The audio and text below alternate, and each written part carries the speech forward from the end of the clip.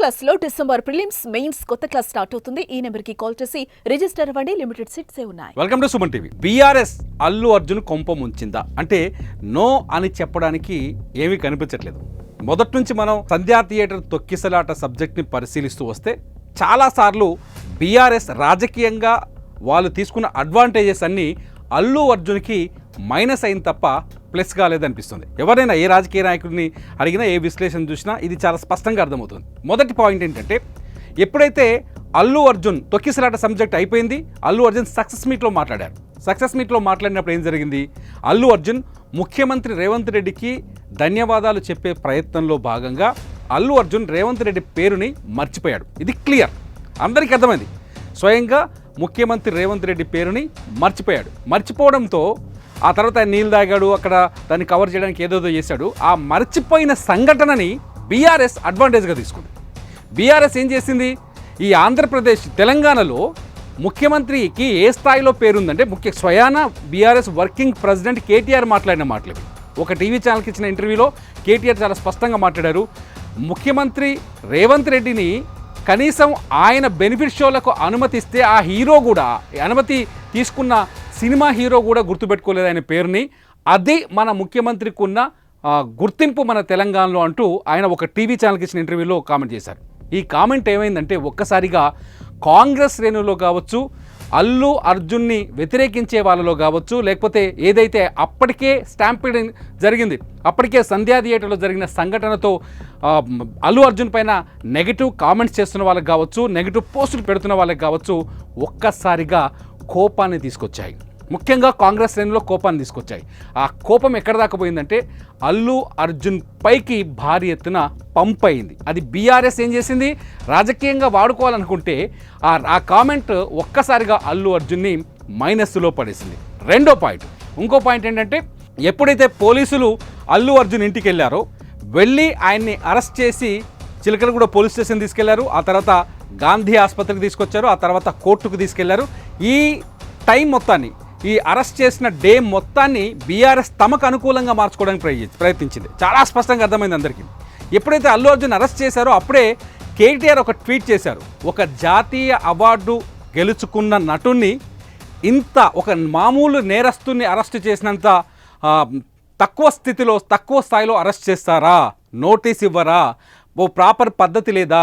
ఆయన గౌరవించాల్సిన అవసరం లేదా అంటూ ట్వీట్ చేశారు. ఎప్పుడైతే కేటీఆర్ ట్వీట్ చేశారో బీఆర్ఎస్ శ్రేణులన్నీ ప్రభుత్వానికి వ్యతిరేకంగా ఈ పాయింట్ని బేస్ చేసుకుని ట్వీట్ చేశారు. హరీష్ రావు గారు కూడా మాట్లాడారు. అల్లు అర్జున్ అరెస్టు మామూలు విషయం కాదు, తప్పు.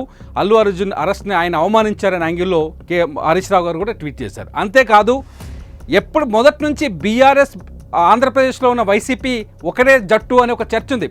అటు వైసీపీ నేతలు కూడా, అనేక మంది వైసీపీ నేతలు, వైఎస్ జగన్మోహన్ రెడ్డి, వైసీపీ అధినేత వైఎస్ జగన్మోహన్ రెడ్డి కూడా కామెంట్ చేశాడు. అల్లు అర్జున్ అరెస్ట్ అనేది బాధాకరము, ఆయన అరెస్ట్ చేయడం తప్పు, తెలంగాణ ప్రభుత్వం ఆయన పైన కక్ష తీసుకుంటోందంటూ జగన్మోహన్ రెడ్డి కూడా ట్వీట్ చేశారు. రోజా ట్వీట్ చేసింది. అట్లాగే అంబటి రాంబాబు ట్వీట్ చేశారు. వైసీపీలో ఉన్న చాలామంది నాయకులు కాంగ్రెస్ ప్రభుత్వానికి వ్యతిరేకంగా ట్వీట్ల వర్షం కురిపించారు. బీఆర్ఎస్ మొదలుపెట్టిన ఈ పొలిటికల్ యూసేజ్, బీఆర్ఎస్ రేవంత్ రెడ్డిని టార్గెట్ చేయడానికి మొదలు పెడితే అది ఆంధ్రప్రదేశ్లో ఒక్కసారిగా రాజకీయ రంగు పులుపుకుంది. అది భారీ ఎత్తున ప్రచారంలోకి వచ్చింది. ఆ తర్వాత కేటీఆర్ ఎవరైతే ఉన్నారో, కేటీఆర్ సినిమా ఇండస్ట్రీకి మొదటి నుంచి దగ్గరగా ఉన్నాడు. సినిమా వాళ్ళతో కేటీఆర్కి మంచి సంబంధాలు ఉన్నాయి. ప్రతి సినిమా రిలీజ్కి కేటీఆర్ని గెస్ట్గా పిలిచిన సందర్భాలు బీఆర్ఎస్ అధికారంలో ఉన్నప్పుడు అనేక సార్లు జరిగాయి. ఈ సందర్భాలన్నీ కూడా ప్రభుత్వంలో ఉన్న వాళ్ళకి కొంత వ్యతిరేకత ఉంది. కేటీఆర్ వెనకాలే సినిమా ఇండస్ట్రీ ఉందని ఒక ఫీలింగ్ క్రియేట్ అయ్యేటట్టు చేసింది.